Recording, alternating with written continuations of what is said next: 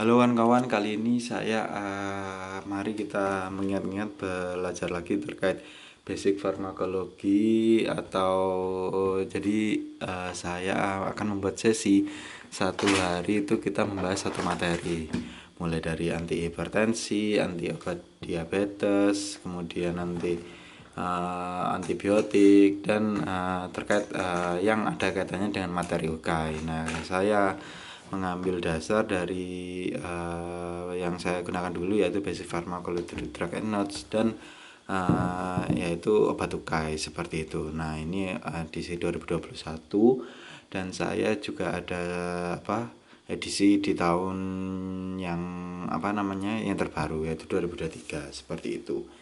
Jadi untuk pembahasan pertama kita urut saja dari basic farmakologi ini. Yang pertama itu membahas tentang obat pada saluran cerna. Nah, kalau di UKAI itu membahas tentang hipertensi. Nah, saya langsung saja membahas tentang hipertensi, yaitu sistem kardiovaskular. Ini masuk ke halaman 55.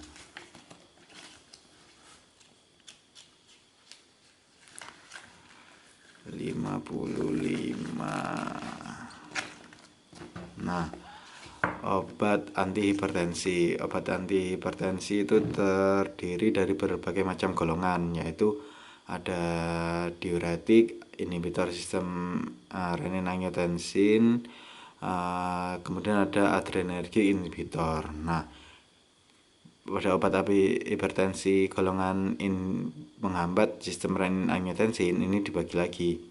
Ada ACE inhibitor, ARB, angiotensin receptor blocker, direct renin inhibitor, kemudian ada di adrenergic inhibitor, penghambat adrenergic, ada beta adrenergic blocker atau beta blocker, kemudian alpha adrenergic blocker atau alpha blocker, seperti itu. Nah, dibagi lagi ada CCB, calcium channel blocker. Kemudian ada vasodilator seperti itu. Nah, kalau dari saya dulu itu mengingatnya nggak pakai sistem ini, jadi saya pakai sistemnya obat UKAI, jadi dibagi ke beberapa bagian.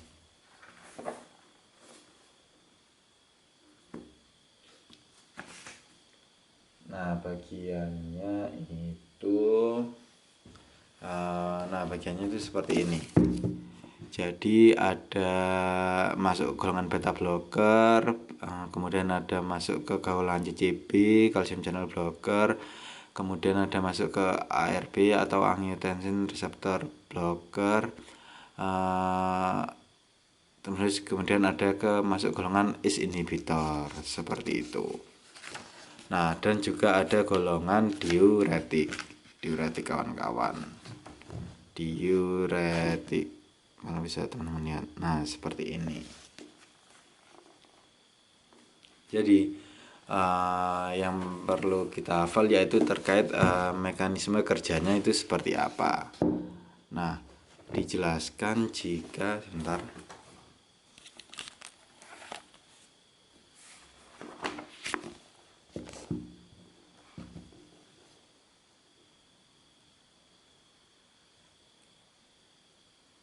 Nah, dijelaskan jika algoritma terapi hipertensi. Terapi hipertensinya itu seperti ini. Jadi pokoknya penggunaan pertama pertama gitu terapinya yang wajib digunakan itu tata laksananya, yaitu yang pertama ACE inhibitor, ARB, CCB atau thiazid atau diuretik. Nah, itu penggunaannya tunggal. Nah, kemudian apabila itu belum berhasil menurunkan sesuai target tekanan darah, itu menggunakan kombinasi, yaitu kombinasi ACI atau ARB ditambah thiazid sampai diuretik, serta ACI atau ARB plus CCB atau calcium channel blocker. Nah, third line-nya atau yang ketiga yaitu ACI atau ARB plus CCB plus thiazid dan atau thiazid diuretik, seperti itu.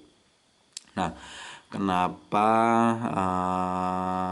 ACI atau ARB itu digunakan salah satu? Karena efeknya itu targetnya itu sama, cuman menghambatnya itu kalau ACI itu menghambat di awal, kalau ARB menghambat di akhir.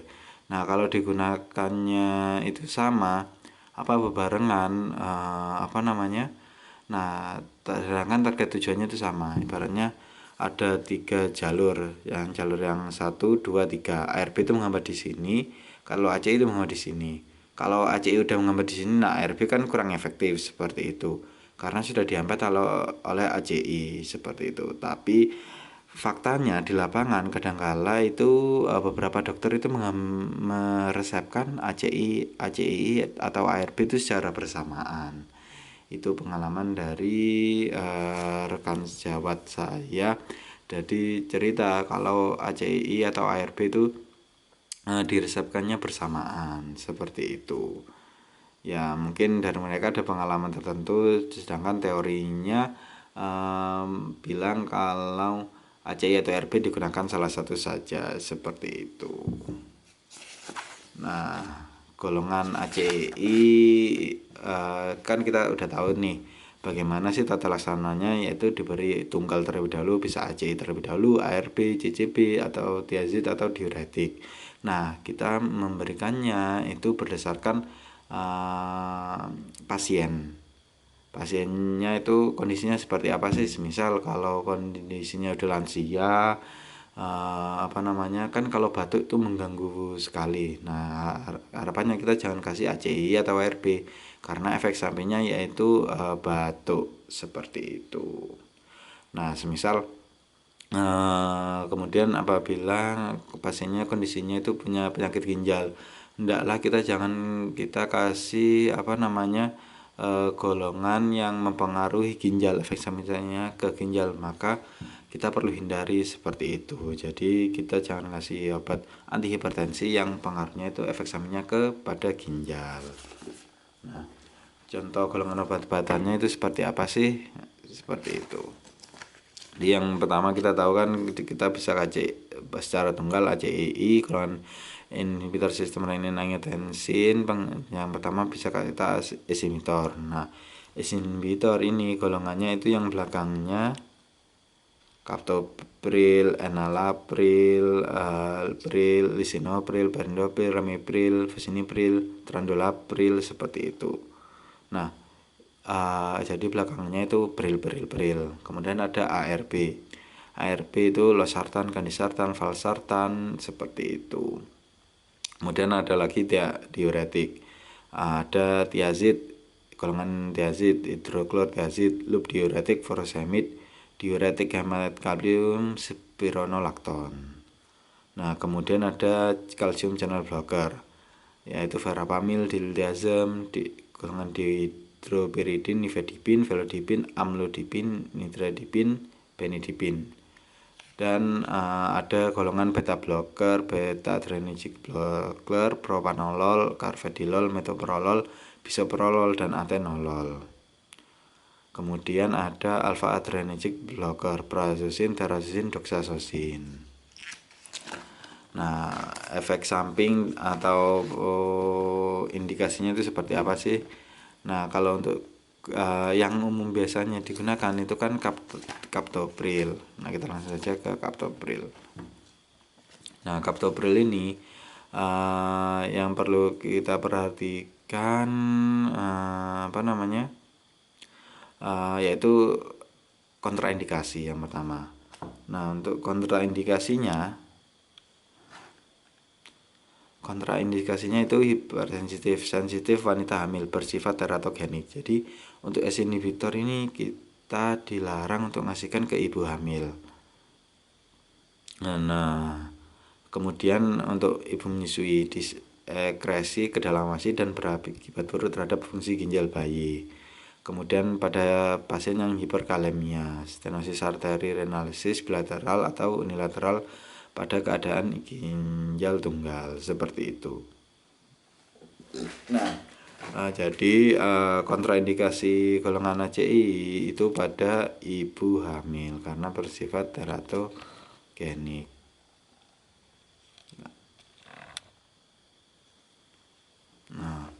efek samping inhibitor itu batuk kering yang menetap. Nah, kalau batuk kering, nah seperti yang saya sampaikan tadi, hendaklah kita perlu perhatikan kondisi pasien seperti itu. Kemudian dosis seperti itu, kita nggak perlu mikir terkait dosis untuk UK ini. Jadi kita perlu tahu terapi tunggalnya seperti apa, efek sampingnya seperti apa, kemudian kalau kombinasi itu seperti apa. Ini Libril itu berarti ACE inhibitor. Misal kalau pada pilihan ganda itu ada banyak, nah kita perlu mengingat belakangnya aja, sederhananya seperti itu. Kemudian ada ARB. ARB ini golongan angiotensin reseptor blocker. Nah, itu belakangnya itu tan. Contohnya losartan, valsartan, candesartan, irbesartan, telmisartan, seperti itu. Kemudian ada golongan CCB, golongan dihidropiridin. Nah, ini umumnya itu nifedipin dan amlodipin yang sering diresepkan oleh dokter. Seperti itu. Kemudian selanjutnya itu yang banyak itu golongan tiazid. Golongan diuretik. Nah, diuretik ini bekerja meningkatkan ekskresi natrium, air, dan klorida. Nah, ini biasanya yang biasanya itu digunakan itu hidroklortiazid seperti itu. Untuk ini biasanya indikasinya kita gunakan tiazid itu kalau pasien itu mengalami edema, jadi membantu mengeluarkan cairan, jadi nggak terjadi edem seperti itu. Tapi perlu diperhatikan apabila mempunyai bawaan komplikasi terkait penyakit ginjal, kita hendaknya jangan menggunakan diuretik ini seperti itu. Oke, jadi untuk tips UKAI di obat antihipertensi ini, kita jangan menggunakan kita perlu tahu bagaimana tata laksananya. Jadi pertama yaitu tunggal, kombinasi, kemudian cara penggunaan 3 obat seperti itu. Nah, setelah itu kita perlu tahu efek samping yang paling besar itu seperti apa. Setelah efek samping tahu, maka kita insya Allah di UKAI kita akan paham seperti itu. Oke kawan-kawan, jadi seperti itu pembahasan terkait obat-obatan antihipertensi. Semoga bermanfaat. Terima kasih. Wassalamualaikum warahmatullahi wabarakatuh.